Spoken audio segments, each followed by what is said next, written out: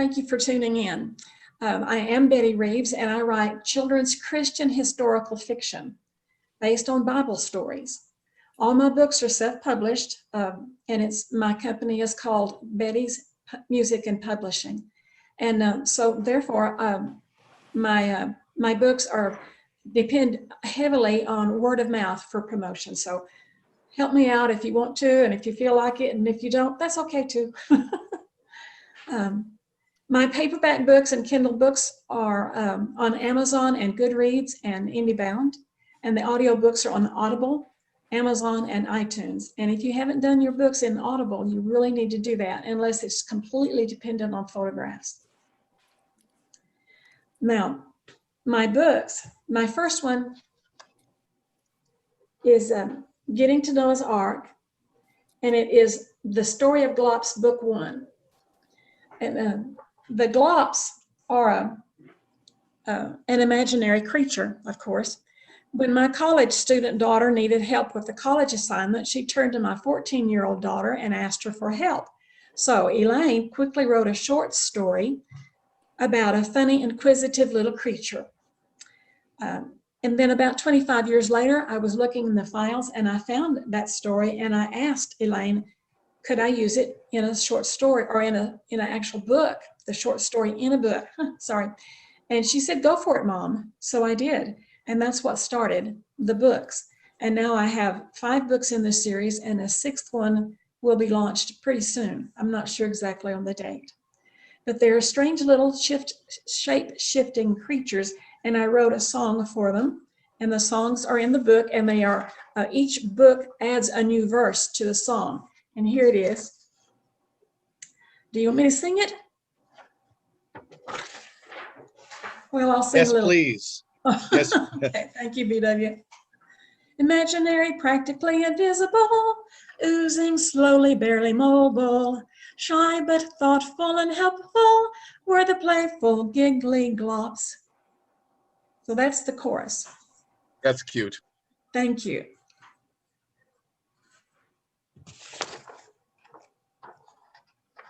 I've got to change my page, and I have to lick my fingers to do it. With the help of Glops, children learn about the men and women in the Old Testament and all the stories. The little Glops interact with each other and are integrated into the stories without changing any of the history or truths of the Bible. Their comments, questions, and even their prayers draw readers' attentions to what our thoughts, questions, and prayers might be. I had let me see.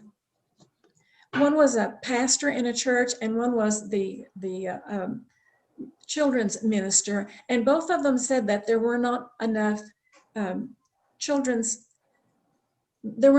Bible stories anymore. So they encouraged me to continue to do these series because children don't get Bible stories. They get so much other things in the churches now besides that. So that was an area that they saw that was lacking, and hopefully my books help a little bit with that.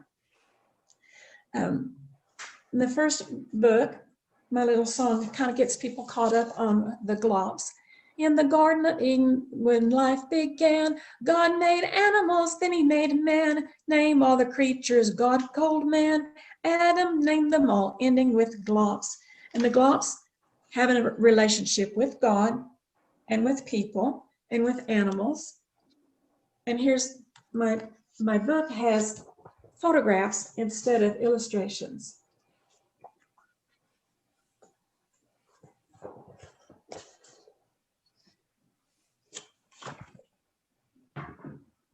Book 1, the Glops have to get to Noah's Ark. That's getting to Noah's Ark. Book 2 is the Tower of Babel and Abraham and Isaac.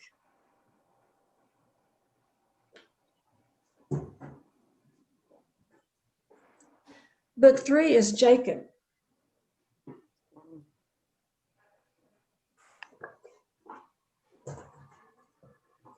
Book 4 is a favorite with children because they love the Joseph story.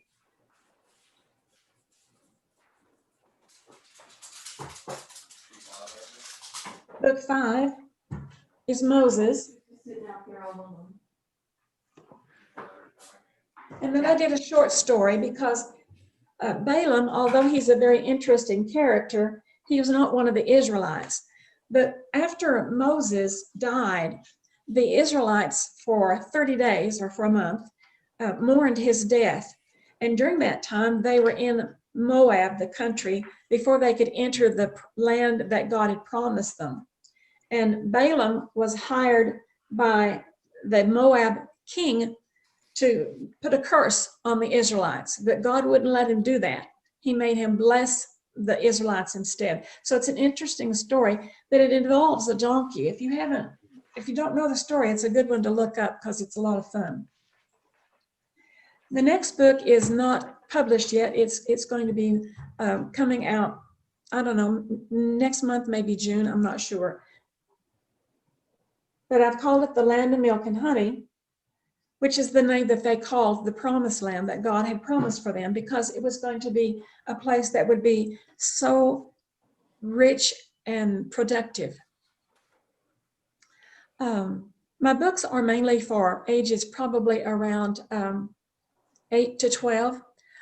Two of the books have been nominated for the Christian Indie Awards, one in 2020 and one in 2021. But I don't know if this second one will win because I don't have the results until after the 1st of May. I also have two other books that are not in the series. This one is called Melody Street, and it tells children the relationships of tones or melodies using tonal houses, and it has a lot in. Now this one I did illustrate, so you can see.